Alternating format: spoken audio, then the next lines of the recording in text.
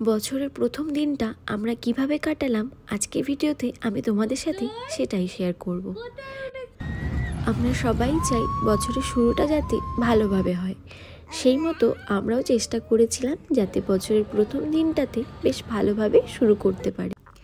এই দিনটাতে পুতুলের কান্নাতেই আমার ঘুম ভাঙে ভোর 5:30টায়। তারপর ওকে খাইয়ে বাবা আর মেয়ে দুজনে মিলে ঘুমোচ্ছিল আর আমি বেরিয়ে পড়ি সকালবেলায় হাঁটতে।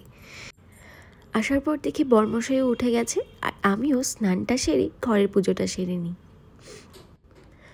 বছরের প্রথম দিনটাতে আমরা সবাই চাই যাতে একটু অন্যরকমভাবে কাটাতে পারি।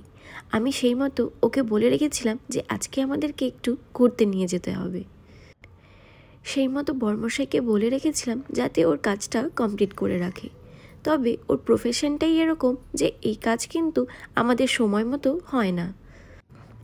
কদিন ধরে ও এতটা চাপে রয়েছে, আমি বলেছিলাম যে চলো এবার একটু বাইরে থেকে ঘুরে আসি, তা না হলে মাইন্ডটা ফ্রেশ হবে না।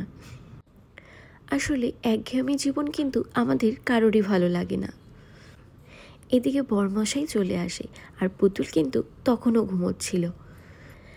আমি ওকে যখনই কোথাও বলি যে কোথাও আমাকে একটু ঘুরতে নিয়ে যাও, এখানে ও শুধু একটা কথাই বলে যে চলো শপিং মলে যাই। সিরিয়াসলি, এই কলকাতায় কি আর কোনো ঘোরার জায়গা নেই যে তোমাকে শপিং মলেই নিয়ে যেতে হবে? এই সিটি সেন্টার 1 আর 2 এই দুটোই কাছাকাছি হওয়ার দরুন এখানে যে আমরা কতবার গেছি। তবে আমরা ভেবেছিলাম আজকে একটু অন্য জায়গায় যাব। এরই মধ্যে দেখো পুতুলের কিন্তু ঘুম ভেঙে যাচ্ছিল। Good morning. এটা কি? উঠে আবার ঘুমোচ্ছ? ওতো ওতো ওতো। Happy new year, happy new year. ওরে বাবা রে, জোর জবরদস্তি ওটা হচ্ছে না। ঘুমা, অনেক বাজে তো, তুমি তো এখন উঠবে। Happy new year. এদিকে আমি চা খাচ্ছি আর ওদিকে দেখো পুতুল কিন্তু আমায় দেখছে। এখন যেহেতু একটু বড় হয়েছে, আমি কি করছি না করছি ও কিন্তু বেশ ভালোভাবে অবজার্ভ করে।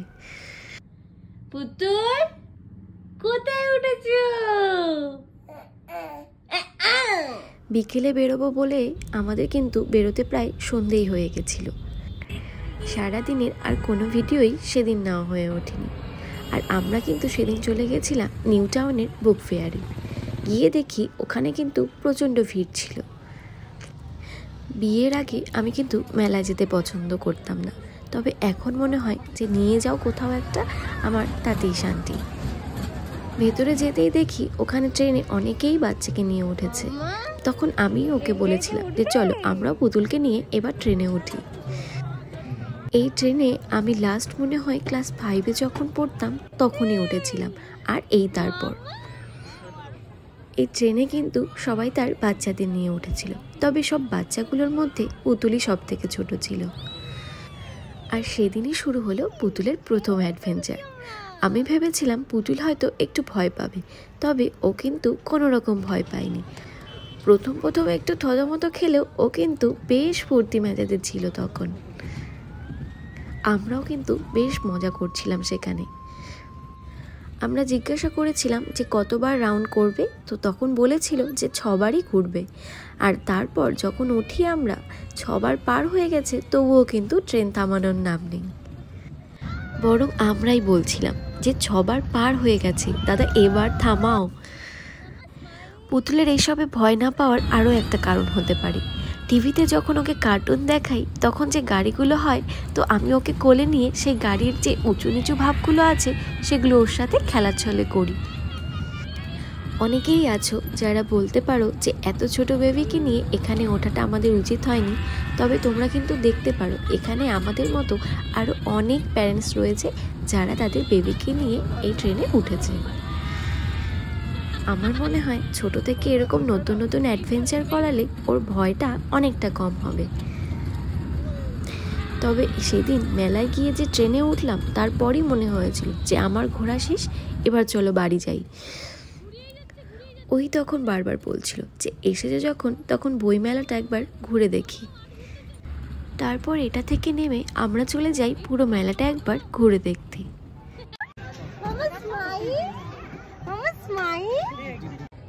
সেখানে বাচ্চাদের অ্যাক্টিভিটিসের জন্য আর অনেক রকম জিনিস ছিল। আমরা সেগুলো ঘুরে দেখছিলাম আর নিজেদের মধ্যেই বলাবলি করছিলাম যে পুতুল যখন একটু বড় হবে তখনও এগুলোও করতে পারবে। এরপর কিছু দূর এগিয়েই দেখি এখানে খাবারের দোকান। কোথাও গেলে না যতই নিজেকে মেনটেন করতে চাই, এই খাবারের দোকান দেখে আর মুখ সামলাতে পারি না। এখানে তো খাবারের দোকান দিয়ে ভরপুর।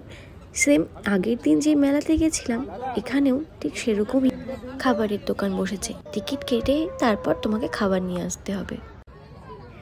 এদিকে বড়মশাই দেখো কি কি নিয়ে চলে এসছে। মিষ্টি খাওয়া বারণ, আর এদিকে দেখো কি কি নিয়ে চলে এসেছে। আগের মেলাতে গিয়েও ঠিক যেই জিনিসটা দেখেছিলাম, এই মেলাতে গিয়েও ঠিক সেই জিনিসটাই দেখতে পেলাম, যে এত দোকান থাকতে সব খাওয়ার দোকানেই বেশি ভিড়।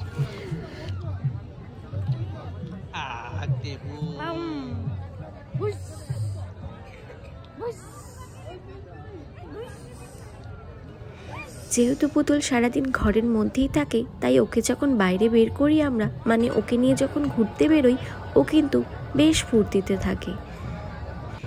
এই যে দেখতে পাই সেই ভাইরাল আইসক্রিমের স্টলটা। পুরো মেলাটাতে বেশ ভালোই ভিড় ছিল। সেখানে একটা জায়গায় গানের অনুষ্ঠানও হচ্ছিল। কিছু দূর এগিয়ে যেতেই আমরা একটা দারুণ জিনিস দেখতে পাই। দেখি সেখানে না লাইভ স্কেচ করছে। এত সুন্দর শিল্পী সত্তা, মানে অতুলনীয়। সেখানে দেখতে পাই একটা ছেলে স্কেচ করছে। আমরাও ভেবেছিলাম করাবো, তবে যেহেতু অনেকটা সময় সাপেক্ষ তাই আমরা আর করাইনি। আমি শুধু দেখছিলাম আর ভাবছিলাম এত নিখুঁত কাজ, আইল্যাশগুলোও যে দিচ্ছে বেশ নিখুঁতভাবে।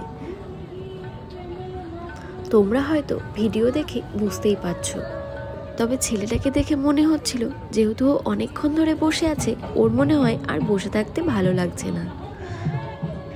যাই হোক, এরপর আমরা এখান থেকে বেরিয়ে চলে যাই অনুষ্ঠানে।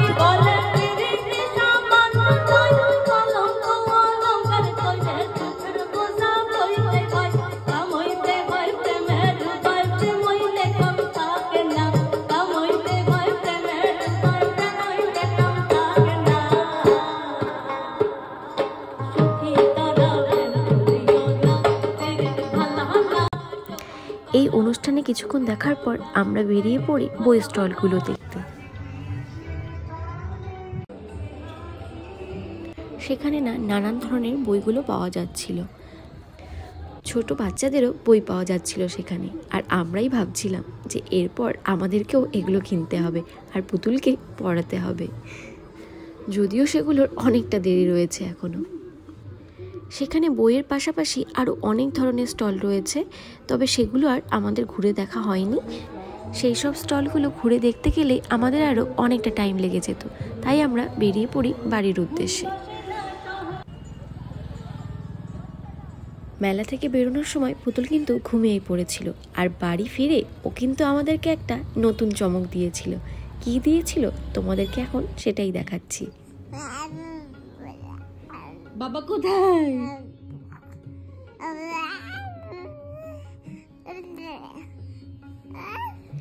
পুতুল বাবা বলার চেষ্টা করছে। বাবা কোথায়? বছরের প্রথম দিনের শেষটা কিন্তু আমাদের বেশ ভালোভাবেই হয়েছিল। বাবা কোথায়? এই ছিল আজকের ভিডিও। এই ভিডিওটা তোমাদের কেমন লাগলো তোমরা কিন্তু আমাকে অবশ্যই জানাও। দেখা হবে নেক্সট কোনো ভিডিওতে। Till then tata.